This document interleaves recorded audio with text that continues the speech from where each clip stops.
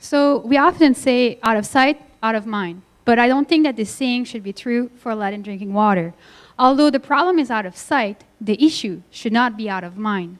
You might think that lead is not really an issue anymore. I mean, we've removed it from tin can, gasoline, and paint. However, lead is not really good for you. I mean, the World Health Organization states that there is no safe levels to which we should be exposed. And one of the reasons is that lead is a neurotoxin.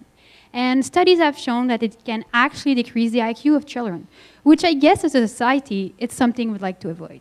So for my PhD, I study one of the possible sources of lead in your house, the lead service line.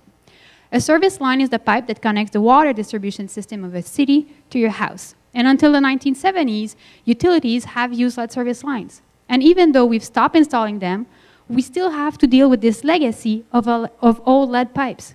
So whenever cities find lead service line, they go in and they replace part of it by a copper pipe. However, they cannot replace a whole lead service line because of shared ownership. They can only replace the public section. So at the end of the work, the private section, which belongs to the homeowner, remains as lead. So I took advantage of lead service line replacement done by a city to collect the lead pipes and install them in a pilot.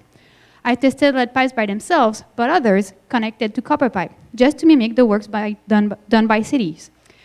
You might actually think that at the end, when the lead pipe is shorter, there will be less lead in your water. But surprisingly enough, you'd be wrong. So if you look at the picture on the right-hand side, when the lead pipe is connected to copper, there could actually be more lead in the water. The reason is a phenomenon we call galvanic corrosion. So when we connect two metals together, one is going to be preferentially corroded. And in the case of lead and copper, when you connect them together, there will be more lead in the water than if there was a lead pipe by itself. I've also tested different corrosion control treatments.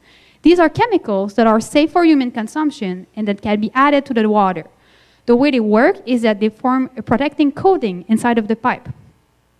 At the end of the project, I will open up the lead pipes installed in the pilot and I will harvest the scales, the protecting coating inside of the pipe. I will collect the scale using paintbrushes, sort of like doing archaeology inside of pipes. I will look at the minerals and I will analyze them to fully understand how the corrosion control treatment works and how they influence the lead release in the water. So what I want for my PhD, aside from becoming a really good plumber, is to decrease your exposure to lead. And I want to make sure that all the money our cities spend is actually well worth it.